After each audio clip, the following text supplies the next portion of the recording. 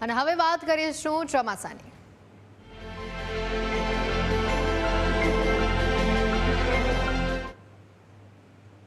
ખૂબ જ મોટી વાત વાતાવરણમાં આ પલટાને લઈને અંબાલાલ પટેલે હવે આગાહી કરી છે। 3 દિવસ બાદ અરબી સમુદ્રમાં ચક્રવાતની શક્યતા અંબાલાલ પટેલે વ્યક્ત કરી છે।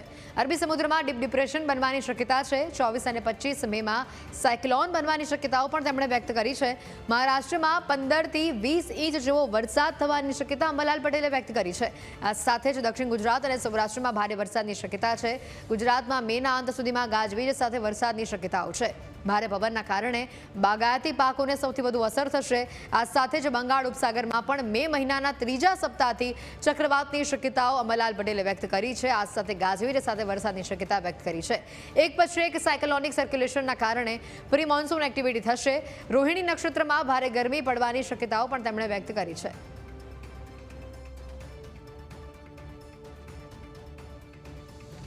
નક્ષત્રમાં હજુ પણ ગરમી સાથે વરસાદ થવાની શક્યતા રહેશે।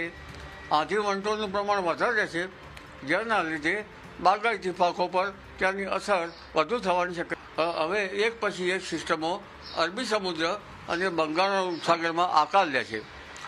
લગભગ તારીખ 20ની આસપાસ અરબી સમુદ્રમાં લો પ્રેશર બનવાની શક્યતા છે।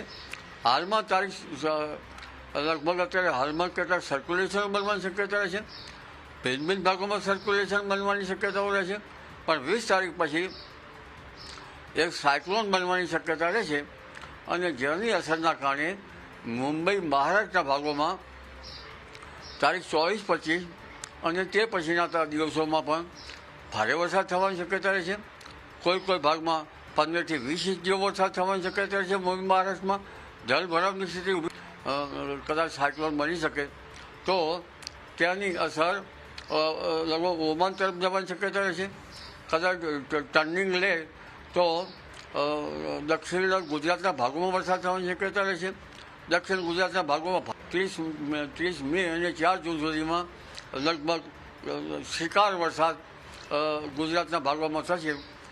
ગાજવીજ સાથે વરસાદ થશે, ભારે આંધી વંટોળ સાથે વરસાદ થશે અને આ વરસાદ ક્યારેક સંધ્યાવતી પણ હોઈ શકે, જેના કારણે જનધનને હાનિ થવાની શક્યતા રહેશે। એક બાજુ ગરમી અને એક બાજુ વરસાદ, એટલે રોહિણી નક્ષત્ર તપશે। ગરમી લગભગ 41-42 ડિગ્રી છે। રોહિણી નક્ષત્ર જો બેસતા વર્ષે તો ચોમાસું નબળું આવતું હોય છે, પરંતુ આ વખતે રોહિણી નક્ષત્રમાં ઉતરતા પણ વરસાદ આવવાની શક્યતા રહે છે। એટલે તારીખ 28 મેથી 4 જૂન વચ્ચે પણ વરસાદ આવવાની શક્યતા રહે છે। એટલે આ વખતે ચોમાસું સારું આવવાની શક્યતા છે। અલબત્ત વરસાદનું ઘર બરાબર બન્યું નથી, એટલે નિરનિરંતર ચોમાસું નહીં આવે, પરંતુ જે ભિન્ન ભિન્ન ભાગોમાં બનતા લો પ્રેશરોના કારણે વરસાદ આવશે। જેમ કે દેશના અંદરના ભાગમાં બનતા લો પ્રેશરો અને જે સાયક્લોન ને ડીપ ડિપ્રેશન અને હળવા પ્રકારના સાયક્લોનના કારણે ત્યાંની આંખ જે છે એ ભૂભાગો પર આવી શકે અને જેના કારણે અંદરના ભાગોમાં વરસાદ થવાની શક્યતા છે। એ ખાસ કરીને તો ગાજવીજ સાથે દક્ષિણ ગુજરાતના ભાગોમાં ભારે વરસાદની શક્યતા છે। દક્ષિણ સૌરાષ્ટ્રના ભાગોમાં ભારે વરસાદ થવાની શક્યતા છે। કેટલાક ભાગમાં અતિ ભારે વરસાદ પણ ત્રાટકી શકે મુંબઈના ઉપરના ભાગોમાં, અને લગભગ ઉત્તર ગુજરાત, મધ્ય ગુજરાત, પૂર્વ ગુજરાત, દક્ષિણ સૌરાષ્ટ્ર, ઉત્તર સૌરાષ્ટ્ર, પશ્ચિમ સૌરાષ્ટ્ર, કચ્છના ભાગો, સઘળા ભાગોમાં રોહિણી નક્ષત્રનો વરસાદ થવાની શક્યતા રહેશે।